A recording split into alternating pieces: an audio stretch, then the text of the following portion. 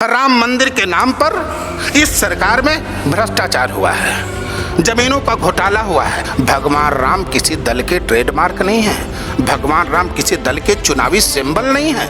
भगवान राम को चुनावी सिंबल न बनाया जाए। छोरा तो काम करने वाला अखिलेशी है, हम तो चाहेंगे कि उसको एक बार अवसर मिलना चाहिए। उत्तर प्रदेश में इस समय एक ही चर्चा है विधानसभा चुनाव को लेकर। जो माहौल गर्म है वो सिर्फ विधानसभा चुनाव को लेकर ही माहौल गर्म है। हम आज इसी विधानसभा चुनाव पर खास बातचीत करने जा रहे हैं अयोध्या के महंत दिलीप दास जी से। तो सबसे पहले मेरा दिलीप दास जी यूपी टीवी में आपका स्वागत है। बहुत बहुत धन्यवाद। मेरा पहला क्वेश्चन है, उत्तर प्रदेश के मुख्यमंत्री योगी आदित्यनाथ के 5 वर्ष के कार्यकाल को किस नजर से आप देखते हैं?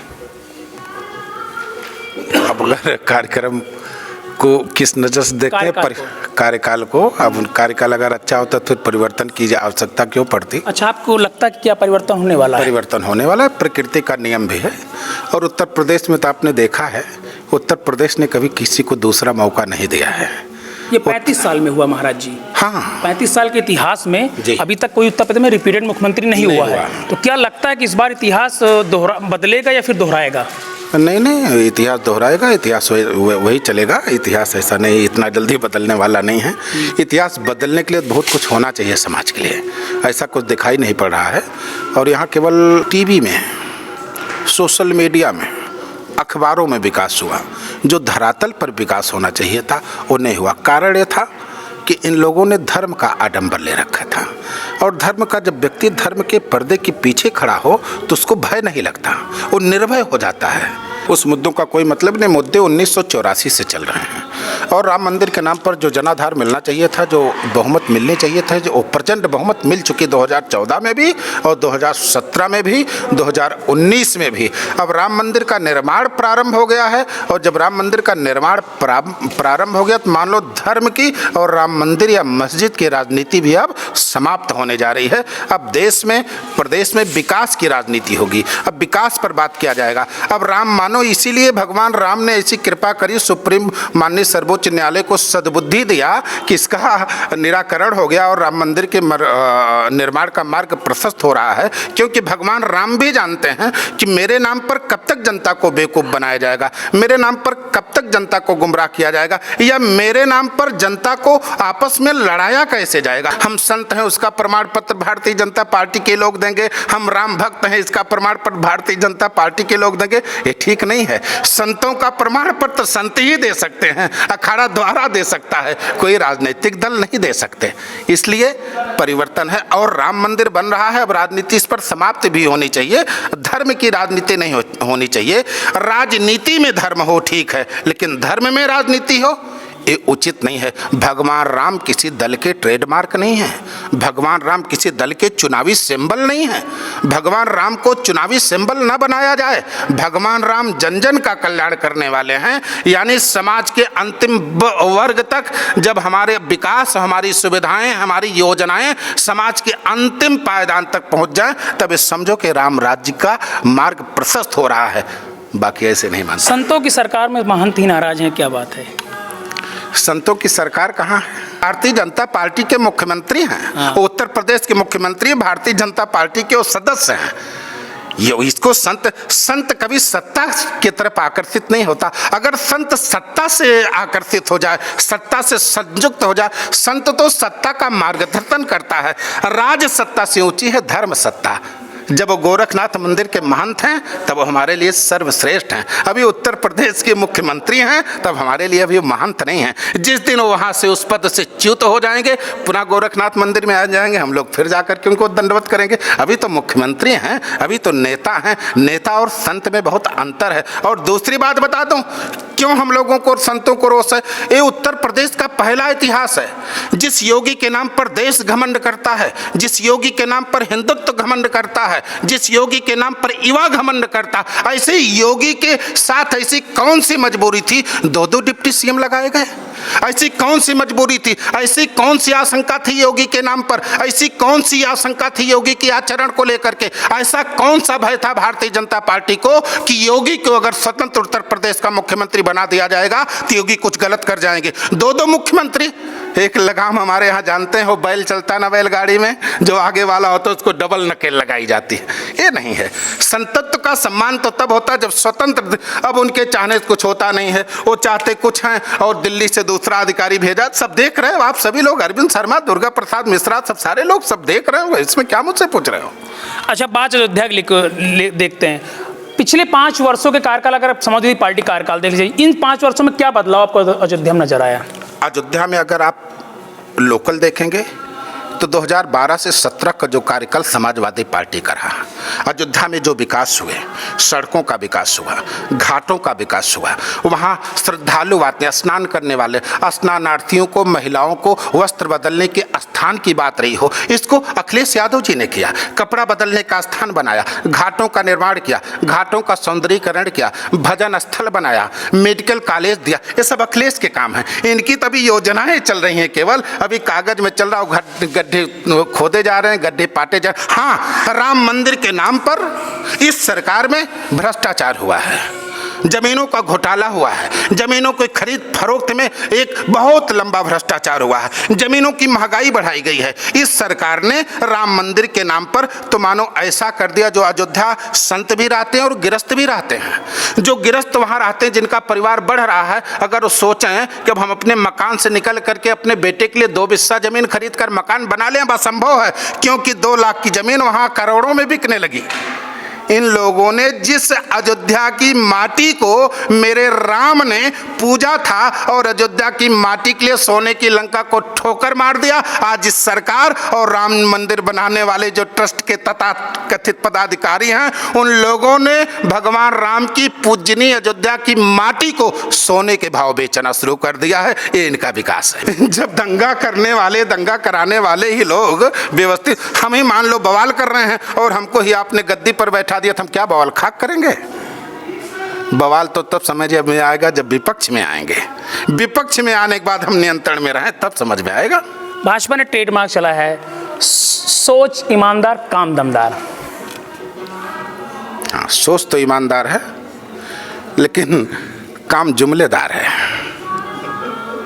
सोच इनकी ईमानदार हो सकती है, लेकिन काम दमदार नहीं, काम दिखाई नहीं पड़ा, काम जो होना चाहिए था।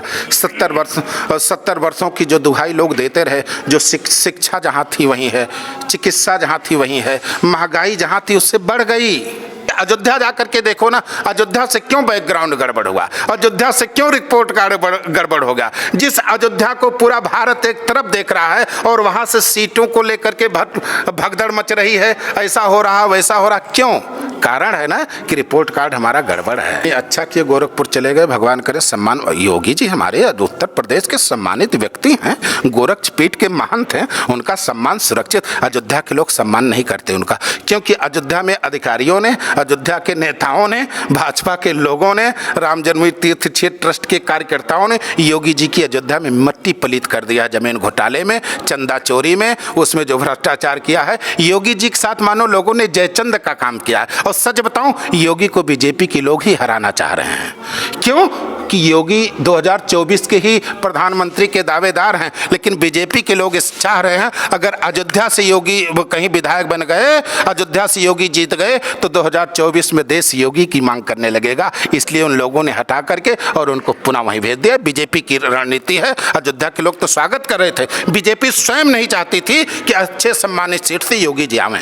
हम तो यही कहेंगे, उत्तर प्रदेश की 24 करोड़ जनता से हाथ जोड़कर अपील करेंगे। मैं दिलीप दास त्यागी आपसे यही कहूँगा कि आप सभी लोग 100% मतदान करें और ऐसा मतदान करें, निष्पक्ष मतदान करें, निर्लोभी होकर के मतदान करें, किसी के बहकावे में ना आवे, किसी प्रत्याशी के प्रलोभन में ना आवे। 100% मतदान करें और पूर्ण बहुमत की सरकार बनावें, क्योंकि गठबंधन की सरकार और मिलजुमला सरकार ठीक नहीं है। आपका जो भी उत्तर प्रदेश की जनता का डिसीजन होगा, मतदाता का निर्णय होगा, वो अच्छा होगा। मैं यही कहूँगा कि 300 पार 400 पार नहीं, जिसको भी दो पूर्ण बहुमत देना। पूर्ण बहुमत की सरकार टिकाऊ होती है, टंकी चौबल नहीं होती।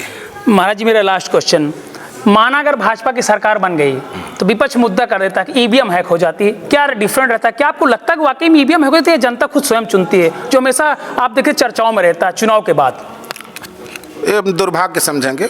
सच पूछिए, मैं भारतीय जनता पार्टी का कार्यकर्ता रहा हूं और भारतीय जनता पार्टी के लिए, आरएसएस के लिए, विश्व हिंदू परिषद के लिए काम किया है। सच पूछिए, अगर मेरे हृदय की बात है तो भारतीय जनता पार्टी विपक्ष में ही अच्छी लगती है। जब ये विपक्ष में रहती है तो मुद्दों को जोरदार तरीके से उठाती है। जब विपक्ष में रहती है सड़क से संसद तक चैतन्य रहता है, लेकिन जब सत्ता में बैठ जाती है तो वहीं से शिथिल पड़ जाता है, विकास की गति अवरुद्ध हो जाती है। इसलिए आप इतिहास उठा करके देख लिए, 2 ही सदस्य रहते थे बीजेपी के, माननीय अटल बिहारी वाजपेयी जैसे लोग, और पूरे कांग्रेस की हालत खराब किए रहते थे। और आज विपक्ष इतना कमजोर है, विपक्ष हो आवाज में। इसलिए देश के विकास में पक्ष की जितनी जरूरत है, सत्ता की जरूरत जितनी जरूरत है, उससे अधिक जरूरत विपक्ष की होती है, विपक्ष की भूमिका की होती है। विपक्ष निष्प्राण है और प्राण और ताकत और विपक्ष की भूमिका तो बीजेपी ही निभाती है। और मैं चाहूंगा कि बीजेपी विपक्ष की भूमिका में आवे और उत्तर प्रदेश को उत्तम प्रदेश बनाने में साथ दे। कि मोदी है तो मुमकिन है और योगी है तो यकीन है। अब मोदी हैं तो क्या मुमकिन है, बात समझ में नहीं आ रही। आप बताइए ना। हमको तो लग रहा है कि उनकी सुरक्षा ही मुश्किल है।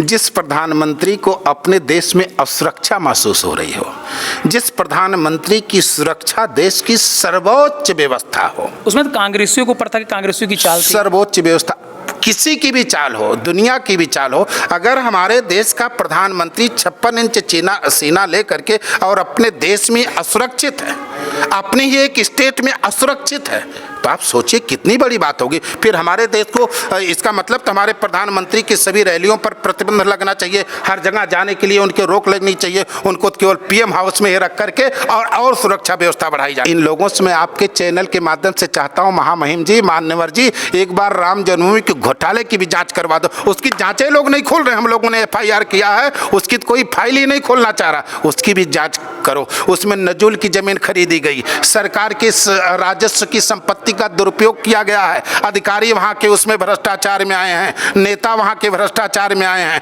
तथाकथित तमाम सारे लोग भ्रष्टाचार में आए। अयोध्या मर्यादा की धरती, राम का मंदिर बन रहा है और भ्रष्टाचार का कलंक लग करके बने, ये उचित नहीं है। मैं तो चाहूंगा कि उसकी भी जांच हो और उसका भी खुलासा। अब की बार महाराज जी किसकी सरकार?